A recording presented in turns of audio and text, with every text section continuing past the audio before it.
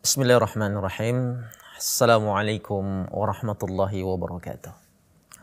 Alhamdulillahirabbil alamin wa bihi nasta'inu ala umuri dunya waddin. Wassalawatu wassalamu ala asyrafil anbiya'i wal mursalin nabiyyina Muhammadin wa ala alihi wa ashabihi wa man sara ala nahjihi ila yaumiddin. Amma ba'd. Sahabat Salam TV dimanapun Anda berada. Dalam pembahasan sebelumnya kita sudah membahas bagaimana pemboikotan terhadap Bani Hashim, keluarga besar Rasulullah SAW, selama 3 tahun namanya. Dari tahun ke-7 dari masa kenabian, ke-8 sampai ke-10 dari masa kenabian Nabi SAW. 3 tahun pemboikotan itu terjadi.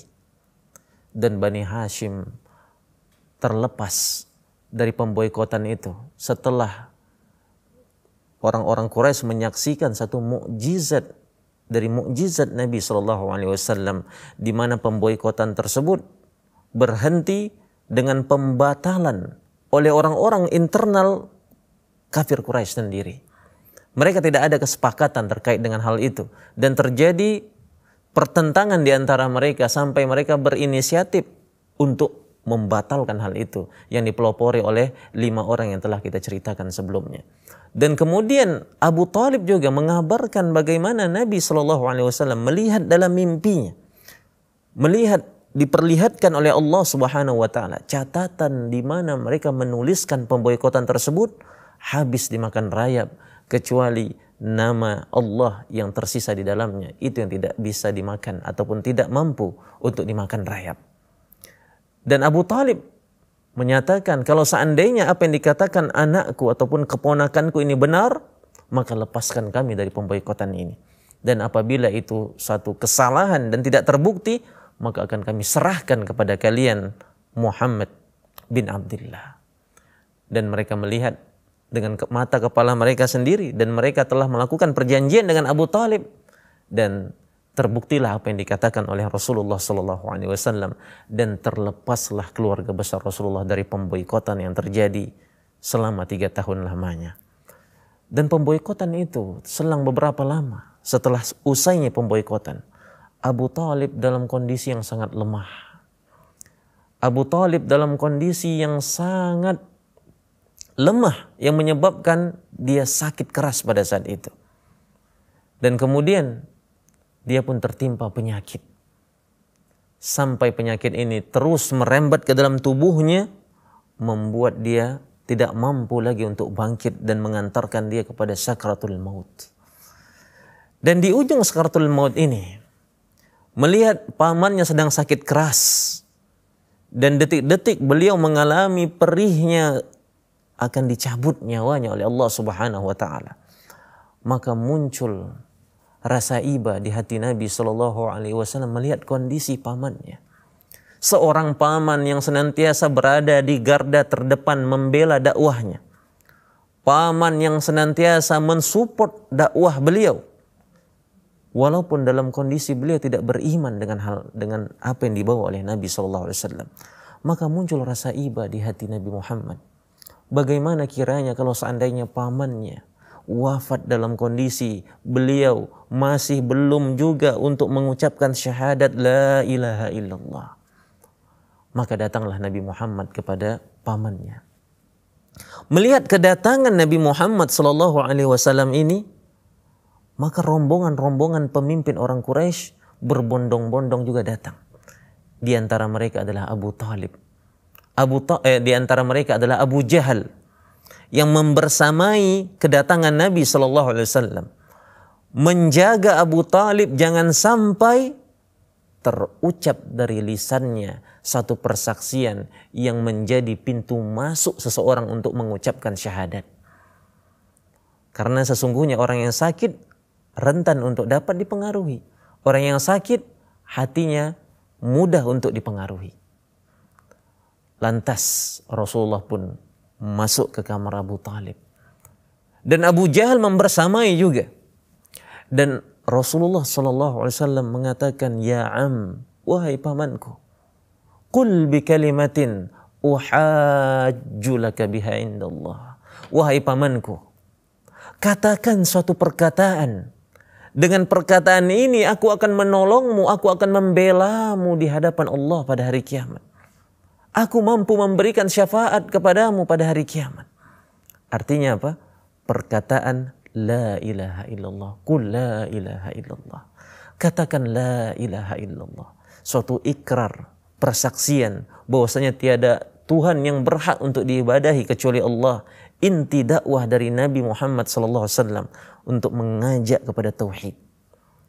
Namun ketika kata ini diucapkan oleh Rasulullah SAW dan Abu Talib sudah hampir menggerakkan lidahnya, lantas Abu Jahal menimpali perkataan Rasulullah SAW. Wahai Abu Talib, atarghabu an millati Abdul Muttalib. Wahai Abu Talib, apakah engkau membenci agama ayahmu, membenci agama leluhurmu, membenci agama mayoritas dari nenek moyangmu? Dan terus Rasulullah mengulang lagi, wahai pamanku, katakan la ilaha illallah. Aku akan membelamu pada hari kiamat. Lantas ketika hasrat untuk mengucapkan la ilaha illallah itu akan terucap, Abu Jahal pun mencegah dengan omongan dan celaannya. Jangan wahai Abu Talib, agama kakekmu yang terbaik, agama Abdul Muttalib adalah yang terbaik, tetap berada di agamamu. Lantas sampai berulang-ulang dan sampai nafas terakhir yang dihirup oleh Abu Talib, dan di penghujung nafas itu dikatakannya, aku berada di agama nenek moyangku, aku berada di agama ayahku Abdul Muttalib, yaitu agama paganisme, agama pemujaan terhadap berhala di samping pemujaan kepada Allah Subhanahu wa ta'ala. Maka Abu Talib pada saat itu wafat dalam kondisi beliau belum mengucapkan la ilaha illallah. Ma'asyiral muslimin rahimani wa rahimakumullah. Satu di antara catatan yang menarik dalam hikmah kisah ini, bahwasanya iman tidak cukup hanya diyakini dengan hati. Iman tidak cukup sesuatu yang diyakini dengan hati. Tapi iman harus mencakup 3 aspek utama di dalamnya. Yaitu diucapkan dengan lisan, diyakini dengan hati, dan diamalkan dengan anggota badan. Dan dalam hal ini Abu Talib meyakini secara pasti dan yakin di dalam hatinya bahwasanya apa yang dibawa oleh Nabi Muhammad SAW adalah suatu kebenaran. Bahkan beliau senandungkan syair-syair pujian terkait dengan bagaimana istimewanya dakwah Nabi dan begitu anggun dan menawannya dakwah-dakwah yang diserukan Nabi SAW. Dan di penghujung bait, di antara bait-bait dari Abu Talib ketika memuji dakwah Nabi, beliau menyatakan, kalaulah seandainya saja tidak ada kekhawatiran diriku akan celaan dari kaumku, maka aku akan beriman dengan dakwahnya anakku, dakwahnya keponakanku. Jadi apa yang menghalanginya untuk mengucapkan syahadat?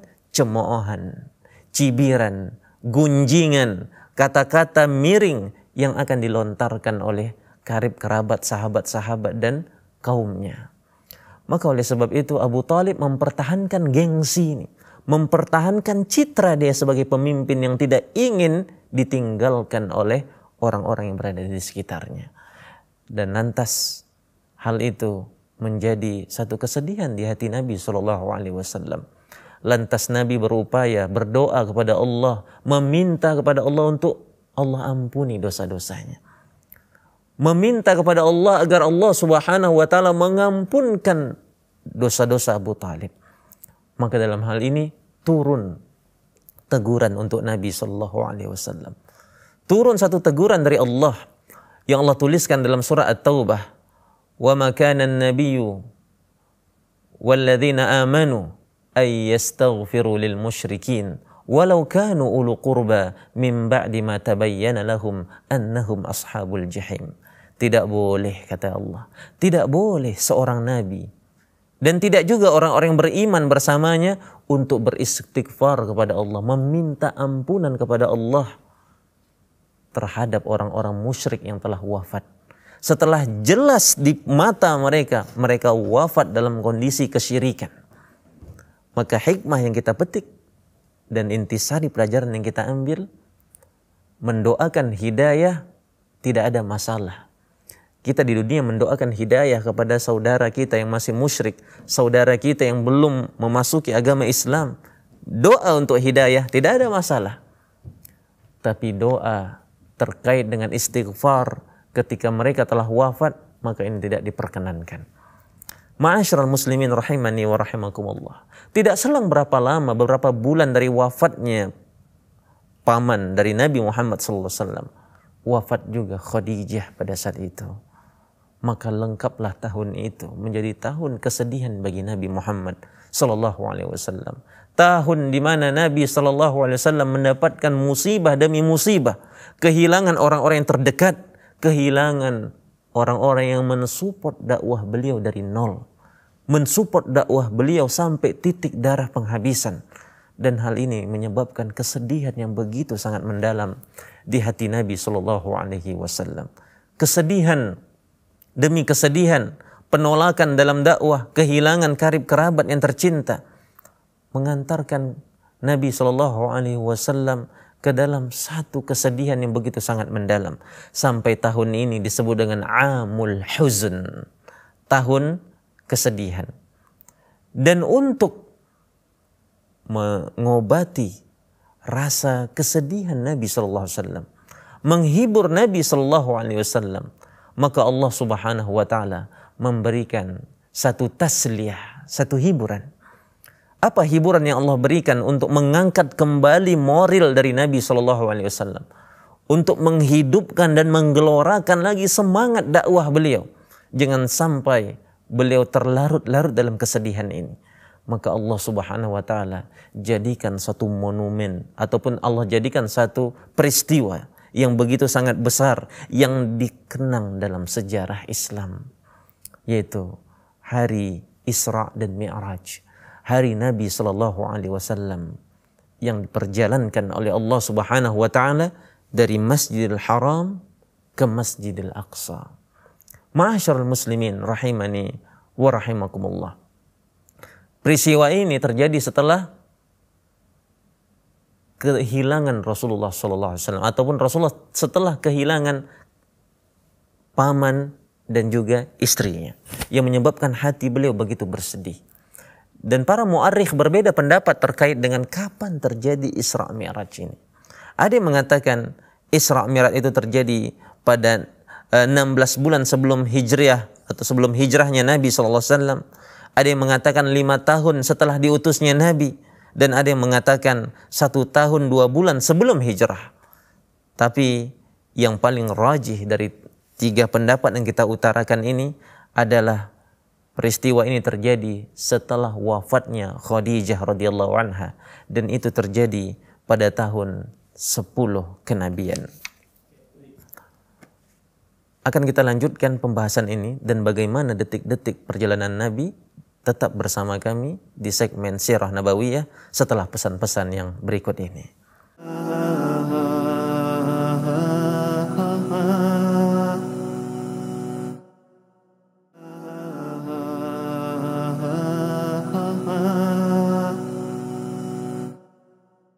Bismillahirrahmanirrahim.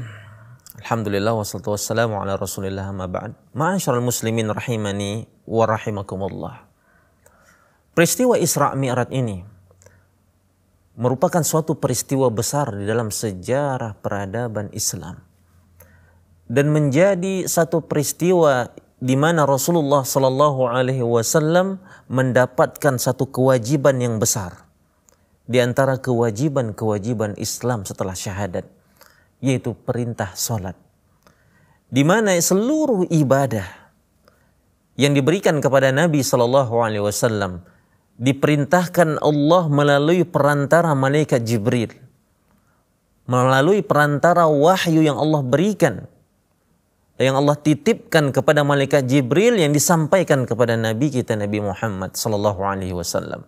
Akan tapi untuk satu ibadah ini, ibadah salat 5 waktu, Allah Subhanahu wa taala memerintahkan yang langsung kepada Nabi sallallahu alaihi wasallam tanpa perantara siapapun, tanpa perantara dari malaikat Jibril. Allah wahyukan langsung kepada Nabi kita Nabi Muhammad sallallahu alaihi wasallam. Bagaimana detik-detik perjalanan Isra dan Mi'raj ini? Mari kita simak perjalanan ini melalui satu skema sirah nabawi yang disampaikan oleh para mu'arrikh. Nabi sallallahu alaihi wasallam pada saat itu menurut Ibnul Qayyim rahimahullah, menurut riwayat yang sahih bahwa Rasulullah sallallahu alaihi wasallam diisra'kan dengan jasadnya. Isra' dan Mi'raj bukanlah mimpi. Isra' dan Mi'raj bukanlah perjalanan ruh tanpa jasad. Karena sejatinya mukjizat itu datang kepada Nabi sallallahu alaihi wasallam ketika beliau diperjalankan dengan ruh dan jasadnya sekaligus. Ruh dan jasad sekaligus untuk menunjukkan kepada seluruh umat manusia bahwasannya apapun ketika Allah telah berkehendak, tidak ada satu hal yang mustahil bagi Allah Subhanahu wa taala. Mungkin kita akan merasa mustahil bagaimana seseorang bisa menembus atmosfer, bisa tembus ke langit ketujuh, di mana pasokan oksigen bahkan tidak ada di sana. Yang sekarang astronot apabila akan terbang memerlukan oksigen dan peralatan-peralatan yang luar biasa banyak dan tebalnya ini mereka pakai. Akan tapi itu tidak berlaku ketika Allah telah berkehendak. Ketika Allah Subhanahu wa taala menginginkan satu hikmah untuk hambanya, tidak ada hukum alam yang bisa mampu untuk menahannya. Dan Rasulullah melakukan perjalanan itu di malam hari, dalam satu malam melakukan perjalanan, maka dikatakan ya al-Isra, perjalanan pada malam hari dari Masjidil Haram ke Masjidil Aqsa, yang secara kultur kebiasaan masyarakat pada saat itu, perjalanan normal yang dilakukan musafir dari Masjidil Haram ke Masjidil Aqsa membutuhkan waktu sebulan lamanya pada masa itu. Perjalanan mengendarai unta, mereka membutuhkan waktu sebulan lamanya untuk sampai ke Aqsa. Tapi Rasulullah SAW dalam sekejap mata telah sampai ke Aqsa pada saat itu dengan mengendarai kendaraan burak, kendaraan yang begitu cepat, yang sekilas mata memandang dengan kecepatan cahaya sampai tapak kakinya ke tempat sejauh mata memandang, secepat cahaya. Dan tibalah Rasulullah SAW di Masjidil Aqsa pada saat itu di Filistin, di bumi kita tercinta. Dan di sana Nabi SAW menambatkan kendaraannya dan kemudian salat mengimami para nabi di dalamnya. Mengimami para nabi. Mungkin di antara para nabi itu Allah tampakkan ruhnya. Dan kemudian Nabi SAW salat mengimami mereka. Dan di situ Nabi SAW dimi'rajkan, diangkat oleh Allah Subhanahu wa taala ke Sidratul Muntaha. Dan ada satu hal yang menarik ma'asyiral muslimin rahimani wa rahimakumullah, di mana Nabi SAW ketika sebelum mencapai Sidratul Muntaha, langit yang paling tinggi di atas langit ketujuh, Nabi SAW bertemu dengan para nabi di setiap lapisan langit. Maka akan kita lihat bagaimana detik demi detik perjalanan Nabi sallallahu alaihi wasallam. Dan Nabi sallallahu alaihi wasallam pada saat itu bertemu dengan para nabi di langit pertama, langit kedua, langit ketiga, langit keempat, langit kelima, langit keenam, sampai langit ketujuh. Dan di antara para nabi yang ditemui oleh Nabi sallallahu alaihi wasallam di lapisan langit itu adalah Nabi Musa alaihissalam. Nabi Musa alaihissalam. Dan pada saat itu Nabi SAW menyapa seluruh para nabi yang beliau temui. Sampai beliau naik ke Sidratul Muntaha seorang diri Tidak ada lagi malaikat Jibril yang menemani karena beliau tak sanggup untuk sampai ke tempat itu. Lantas Allah Subhanahu wa taala mendekat kepada Nabi sallallahu alaihi wasallam, yang dimana Allah Subhanahu wa taala mengatakan dalam surah An-Najm, wa kana qaba qausaini aw adna. Jaraknya itu bahkan lebih dekat dan sangat dekat, sejarak busur panah atau lebih dekat lagi. Dan pada saat itu Allah Subhanahu wa taala mewahyukan kepada Nabi sallallahu alaihi wasallam perintah untuk mengerjakan salat. Perintah untuk mengerjakan suatu ibadah yang begitu agung. Dan dalam hal ini satu catatan ma'asyiral muslimin rahimani wa rahimakumullah. Pertemuan Allah Subhanahu wa taala dengan Nabi Muhammad sallallahu alaihi wasallam ini disebutkan oleh Rasulullah dalam satu hadis yang sahih. Ketika Ibnu Abbas bertanya, "Wahai Rasulullah," kata Ibnu Abbas, "apakah engkau melihat Rabbmu? Apakah engkau melihat zat dari Rabbmu?" Rasulullah berkata, "Nurun anna arahu." Suatu cahaya yang menutupi bagaimana aku mampu untuk melihatnya. Maka ada tabir di sana. Ada hijab yang menghalangi pandangan Rasulullah SAW dengan zat Allah Subhanahu wa taala. Dan bersepakat ahlu sunnah wal jamaah mengatakan bahwasannya Allah tidak bisa dilihat di dunia. Allah tidak bisa dilihat di dunia. Akan tapi di surga, salah satu di antara kenikmatan yang paling agung di surga adalah pertemuan melihat Allah Subhanahu wa taala. Dan dari sini ma'asyiral muslimin rahimani wa rahimakumullah. Inilah pembeda akidah ahlu sunnah wal jamaah dengan akidah yang lainnya. Mereka menetapkan bahwasannya Allah Subhanahu wa taala tidak dapat dilihat di dunia dan dapat dilihat di surga. Kenapa tidak dapat dilihat di dunia? Karena di dunia tubuh kita, struktur tubuh kita tidak dirancang untuk mampu untuk melawan ataupun menerima cahaya yang begitu kuat dari zat Allah Subhanahu wa taala. Sampai Nabi Musa alaihissalam dan para pengikutnya ketika menginginkan untuk melihat zat Allah, Allah katakan, "Lan tarani." Wahai Musa, engkau tak akan mampu sanggup untuk melihatku. Walakin zur ilal jabali fa in istaqarra makanahu fasawfa tarani. Coba kau lihat gunung di seberang sana, di sebelah sana. Aku akan membuka tabir hijabku. Kalau gunung itu masih tetap bertengger di tempatnya, engkau akan melihatku, engkau bisa melihatku. Tapi begitu hijab itu disingkap oleh Allah Subhanahu wa taala, gunung yang begitu kokoh sekalipun dengan struktur yang begitu kuat dari jasad manusia tidak mampu untuk menerima cahaya gemilang ataupun sinar cahaya dari zat Allah Subhanahu wa taala. Lantas Allah mewahyukan salat 50 waktu kepada Nabi sallallahu alaihi wasallam. Salat 50 waktu sehari semalam yang dikerjakan.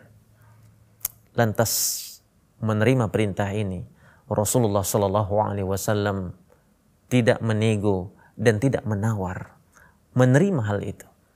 Dan lantas Rasulullah turun. Dan ketika beliau turun, beliau bertemu kembali dengan Nabi Musa alaihissalam. Nabi Musa pun bertanya, "Wahai Muhammad, apa yang diwahyukan oleh Rabbmu?" Dan pada saat itu Rasulullah mengatakan salat 50 waktu. Lantas Nabi Musa memberikan saran, "Wahai Muhammad, umatmu tak akan mampu untuk melakukan itu.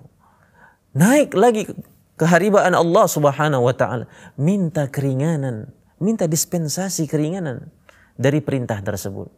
Maka Rasulullah pun naik, dan setiap Rasulullah naik dikurangi 5 menjadi 45. Turun lagi. Maka Nabi Musa merekomendasikan untuk meminta keringanan lagi. Dan Rasulullah naik lagi. Dan begitu Rasulullah SAW terus mondar-mandir dari tempat Nabi Musa menuju kepada Allah Subhanahu wa taala. Dan di setiap momentum itu Allah mengurangi 5. Dari 50 waktu sampai negosiasi itu berlangsung sampai 5 waktu saja. Dan Allah meringankan perintah tersebut menjadi 5 waktu dalam sehari semalam. Dan kemudian Nabi Muhammad pun turun dan bertemu lagi dengan Nabi Musa. Bahkan telah 5 waktu ini ditetapkan oleh Allah, Nabi Musa merekomendasikan minta keringanan lagi. Dan Rasulullah berkata, aku malu dengan Rabbku. Aku malu dengan bagaimana Rabbku memberikan keringanan ini. Tak mungkin lagi aku menego lagi yang 5 ini. Lantas datanglah ataupun terdengarlah suara memanggil. 5 waktu yang kutetapkan dan satu ketetapan yang telah kuteguhkan dalam catatanku. Bahwasannya siapapun yang melakukan sholat 5 waktu ini, mereka akan mendapatkan keutamaan seperti 50 waktu yang telah diwajibkan sebelumnya. Ma'asyiral muslimin rahimani wa rahimakumullah. Hal ini menunjukkan begitu besarnya Allah subhanahu wa ta'ala, ke hikmah dari Allah subhanahu wa ta'ala. Begitu agungnya perintah Allah subhanahu wa ta'ala yang diberikan kepada Nabi Muhammad sallallahu alaihi wasallam. Sampai untuk menjemput kewajiban ini, Rasulullah langsung menuju kepada Allah subhanahu wa ta'ala.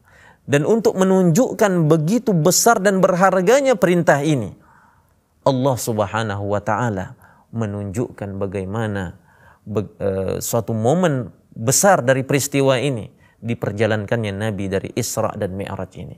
Dan ini mungkin menjadi satu hal yang membuat kita termotivasi lebih untuk melakukan sholat. Dan satu cambukan yang begitu sangat berat yang diberikan kepada orang-orang yang meninggalkan perintah sholat ini. Lantas ma'asyiral muslimin rahimani wa rahimakumullah, kembalilah Rasulullah SAW sebelum fajar menyingsing.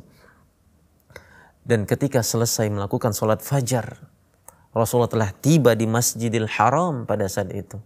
Rasulullah menceritakan kepada orang-orang, menceritakan kepada sahabatnya perihal peristiwa besar yang dialaminya. Dan ini menjadi satu momen di mana orang-orang Quraisy mendapatkan satu celah, mendapatkan satu kesempatan untuk menuduh Rasulullah SAW telah gila ataupun tidak normal cara berfikirnya. Lantas apa yang terjadi ma'asyiral muslimin rahimani wa rahimakumullah? Orang-orang Quraisy memanfaatkan momentum ini untuk menyebarkan satu isu bahwasanya Muhammad telah gila, Muhammad telah stres. Apa yang terjadi? Apakah orang-orang akan berpaling dari Nabi Muhammad? Ataukah orang-orang akan meninggalkan dakwah Nabi Muhammad karena satu kabar yang mereka dengarkan ini? Maka akan kita dengarkan dan akan kita paparkan setelah pesan-pesan yang berikut ini. Tetap bersama kami di segmen Sirah Nabawiyah.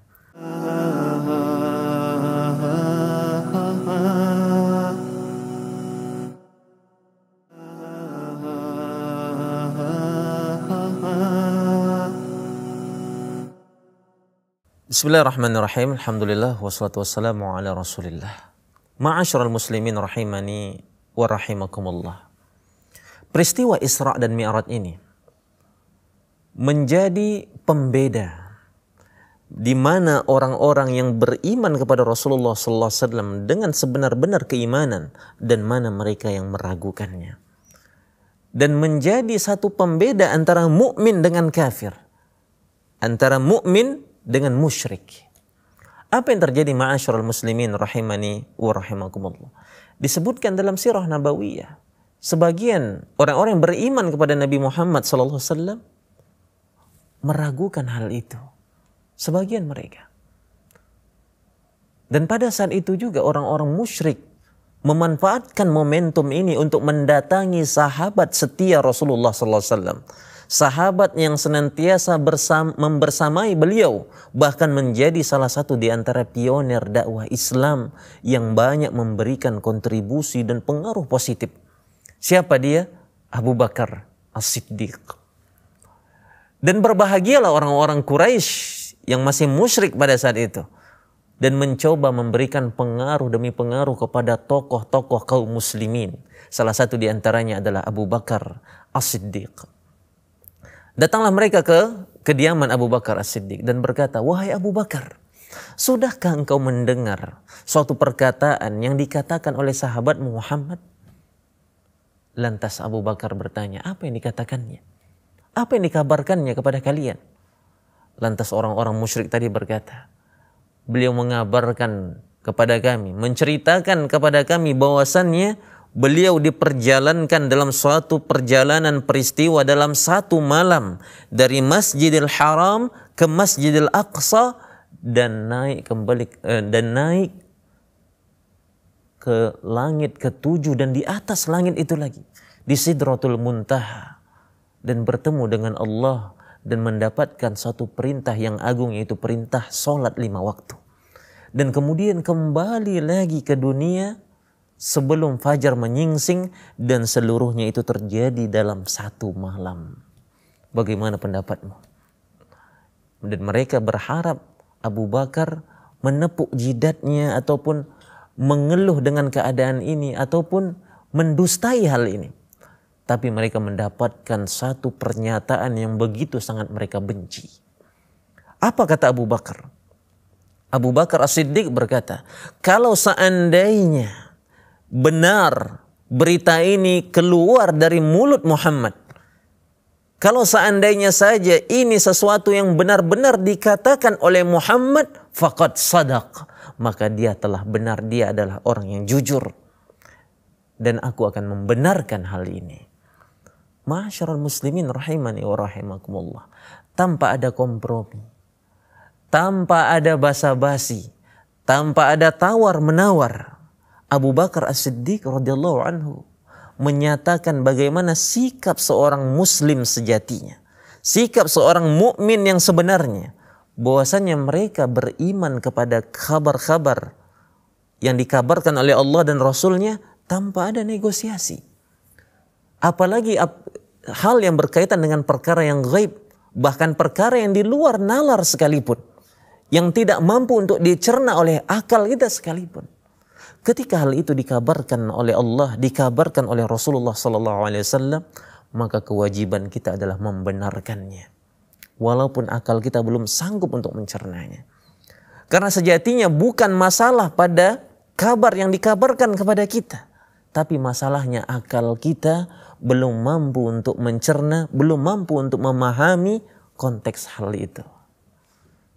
Mungkin orang-orang dahulu tidak akan pernah terbayangkan bagi mereka bagaimana kemudahan teknologi sekarang ini mengantarkan kita untuk mampu berkomunikasi, memandang wajah lawan bicara kita hanya berada pada layar smartphone kita. Yang kita saksikan sekarang bagaimana kecanggihan teknologi itu, yang bahkan tidak terbayangkan oleh orang-orang yang hidup bahkan 20-30 tahun sebelum ini. Dan ini menunjukkan bahwasannya kabar yang dikabarkan oleh Nabi SAW yang tidak mampu untuk kita cerna secara akal, sejatinya bukan satu hal yang menjadikan kabar itu menjadi tertolak. Karena pengkabaran yang dikabarkan oleh Nabi SAW sudah pasti benar, dan sikap seorang mukmin, seorang muslim adalah membenarkan apa yang datang dari Nabi Muhammad SAW. Lantas ma'asyiral muslimin rahimani wa rahimakumullah, tidak diragukan lagi Abu Talib memiliki kontribusi yang positif dalam Islam. Tidak diragukan lagi Khadijah adalah orang yang menyokong dan mensuplai bantuan dan dukungan kepada Nabi SAW, baik secara material dan moral. Dan kepergian kedua sosok ini bukanlah satu hal yang menghambat dakwah Islam pada saat itu. Allah Subhanahu wa Ta'ala menegaskan dakwah itu akan berlanjut, dakwah itu harus dilanjutkan. Maka Nabi SAW melanjutkan dakwah walaupun di tengah kondisi di mana tidak ada lagi backing, tidak ada lagi orang-orang yang menopang dakwah itu dari orang-orang yang memiliki kedudukan. Dan kehidupan Nabi SAW sudah dipastikan tidak seperti dengan keadaan sebelumnya ketika pamannya masih ada. Maka diriwayatkan oleh Abdullah ibnu Amr bin As ketika ditanyakan kepadanya, apakah sesuatu yang paling buruk yang kau saksikan dari perjalanan hidup Nabi SAW, perjalanan dakwah Nabi SAW di Mekah, periode yang paling sulit didapatkan oleh Nabi SAW. Maka Abdullah bin Amr bin As menceritakan, aku pernah menyaksikan Nabi Muhammad SAW tatkala Abu Talib telah tiada. Beliau berjalan menuju Masjidil Haram. Kemudian salah seorang di antara musyrik datang dari arah belakang Nabi SAW dan mengambil selendang Nabi dan mencekikkan ke leher Nabi SAW sampai memerah wajah Nabi, tersesak karena cekikan tersebut. Lantas Abu Bakar As-Siddiq radhiyallahu anhu datang dan menolak orang yang mencekik Nabi ini dan berkata, "Attaqtuluna rajulan an yaqula Rabbi Allah?" Apakah engkau akan membunuh seseorang yang mengatakan Rabbku adalah Allah? Apakah kesalahan ini yang menjadikan kalian mengantarkan untuk membunuh sosok orang yang mengatakan la ilaha illallah ini? Sementara telah datang bukti-bukti yang jelas kepada kalian. Lantas Abu Bakar pun mendapatkan perlakuan yang sama dengan Nabi SAW. Dan pada saat itu, ma'asyarul muslimin, rahimani wa rahimakumullah, orang-orang Quraisy yang sebelumnya hanya menyakiti Rasulullah SAW secara lisan, secara verbal, maka dengan kepergian Abu Talib, mereka semakin berani untuk melancarkan satu hal yang menyakiti fisik Nabi SAW. Sampai-sampai Nabi SAW tidak mampu untuk menyebarkan dakwah itu di tengah mereka tanpa ada gangguan sedikit pun. Senantiasa Nabi mendapatkan gangguan secara fisik, kekerasan secara verbal dan kekerasan secara fisik didapatkan Nabi SAW. Mengantarkan Nabi SAW menyebarkan dakwah ini keluar kota Makkah pada saat itu. Nabi keluar kota Makkah dan berdakwah kepada orang-orang di luar kota Makkah. Nabi SAW pergi ke Taif pada saat itu. Dan di Taif pun Nabi tidak mendapatkan perlakuan yang lemah lembut dari penduduk Taif. Perlakuan kasar didapatkan oleh Nabi SAW. Orang-orang dari Taif pun mengusir Nabi SAW, melempari Nabi SAW sampai berlumuran darah kaki Nabi SAW untuk menyebarkan dakwah yang mulia ini. Ma'asyarul muslimin, rahimani wa rahimakumullah. Dalam keadaan ini Nabi SAW terusir, tidak mampu memasuki kota Mekah karena tidak ada yang melindungi beliau, dan beliau pun tertolak dari negeri Taif. Dan tibalah Nabi SAW di antara dua kota ini, antara Taif dan antara Makkah. Masih di luar kota Makkah, Nabi tidak mampu untuk memasukinya. Lantas pada saat itu Nabi bersandar, beristirahat pada suatu tempat.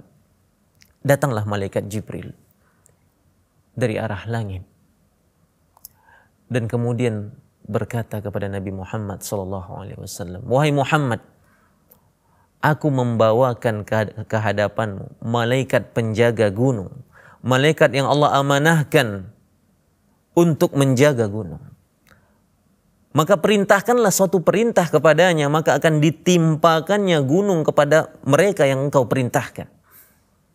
Lantas malaikat gunung pun memberikan salam kepada Nabi SAW dan menunggu satu komando perintah ataupun satu komando pengesahan dari titah Nabi SAW. Kalau Nabi katakan, ya hancurkan mereka, maka Allah akan menghancurkan penduduk kota Makkah pada saat itu.